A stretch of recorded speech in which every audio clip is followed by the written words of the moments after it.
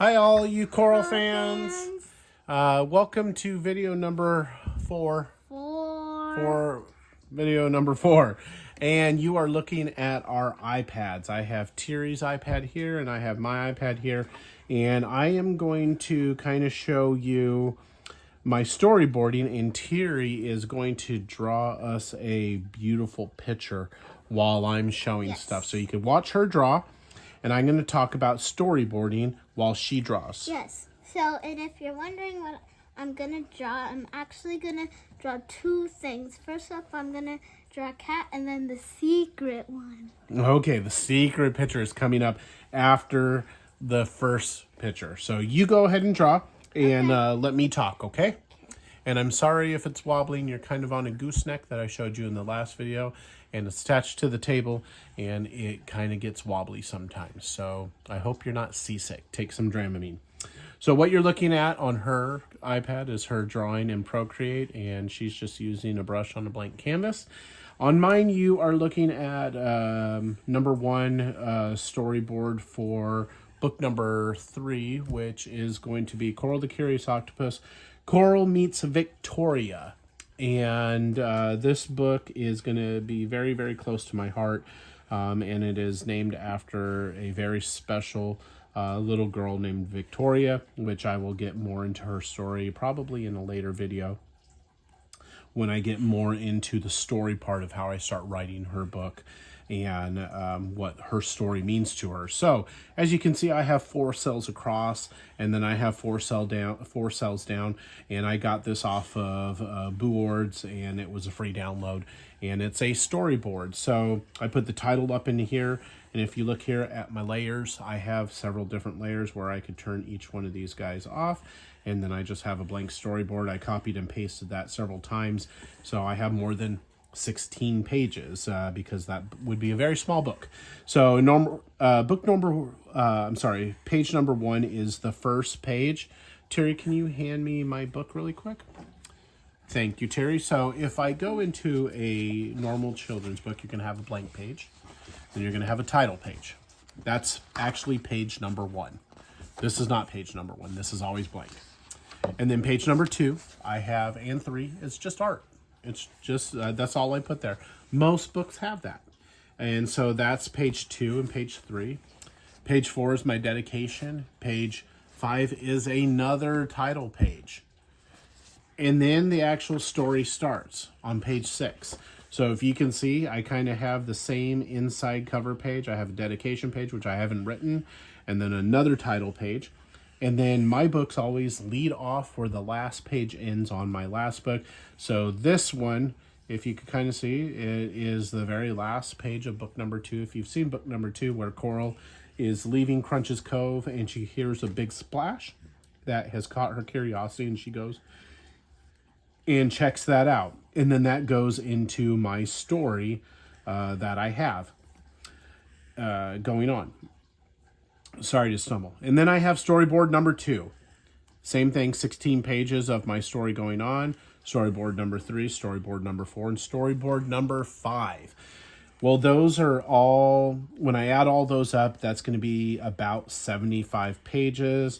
When I reach to about here, it's going to be the 75th and 76th page. That's how big it has to be. So why would I go from a 36-page book in book 1 and 2 to a 75-page book? And that's a good question of why I would make such a long children's book. And the reason why is because I have always envisioned my books to be hardbound. And for a hardbound book, which this is a paperback, is what they call this. Yeah, it's bendable. It does have a nice soft matte finish to it. I could have went shiny, but I like the matte.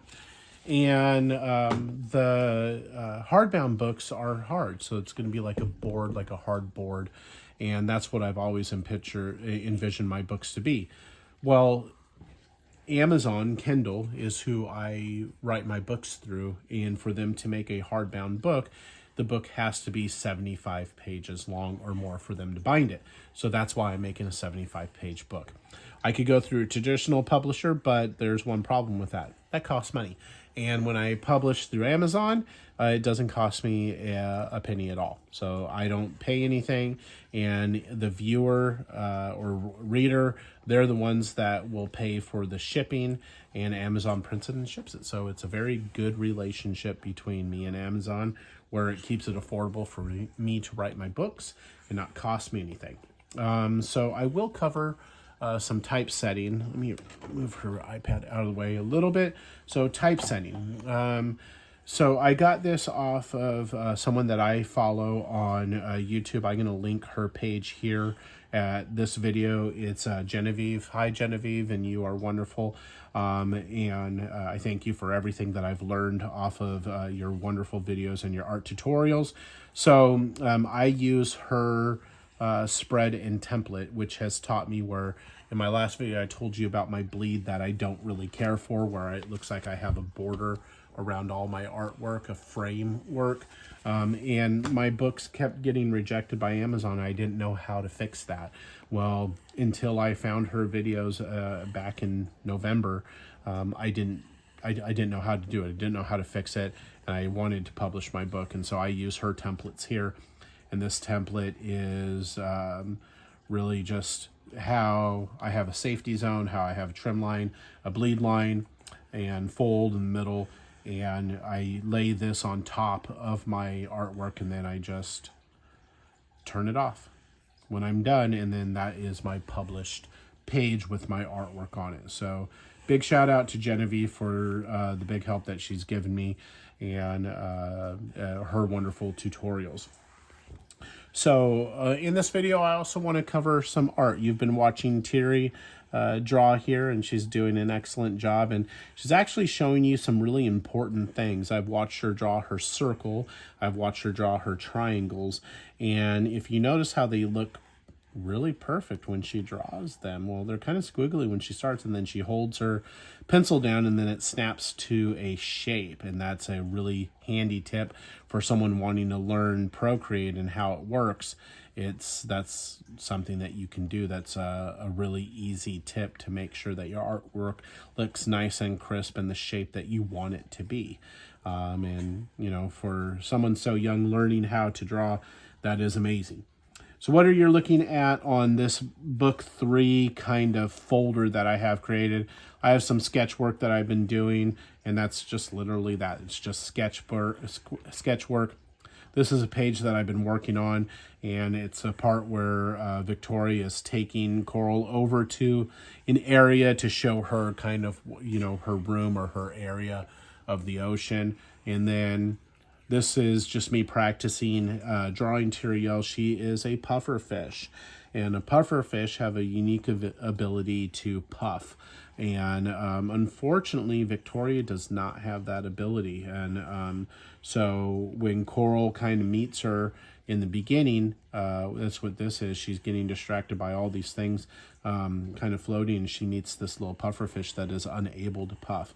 And throughout their interactions and learning about each other and helping each other, they kind of solve the problem. And when she does puff, this is kind of how she looks, with a very comic-y look. Here's a finished image of her kind of puffing, but you see the bubbles coming up because she's not able to hold that form for quite long. And then this is just my first composite, the first drawing that I drew of her. You can kind of see where I was going with that. And then this is me playing with the bleed pages of how I can get those images to stretch across the page without Amazon cutting it off and telling me, no, you can't have this. So I can't have any words or anything in the middle because they will be cut off. I can't have images run across as long as it's not a character's face or something. So I appreciate that someone actually physically looks at every single page that you are publishing through Amazon. And let's see. So my process of kind of how I work, I use these files. So this one is a watercolor page, and the reason why I use this is for the effects that I'm doing.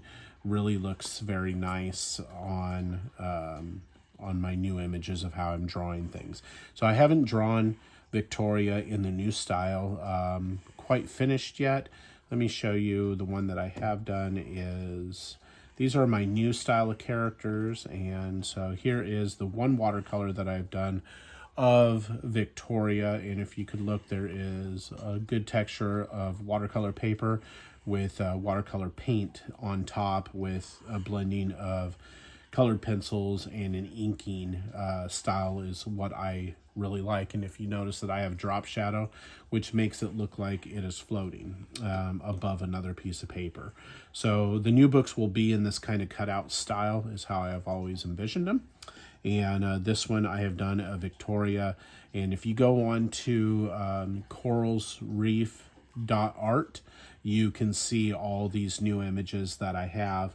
And I'm also going in and creating a library of different background pieces that I will need, and I can just drop these in straight from these files that I've already pre-created.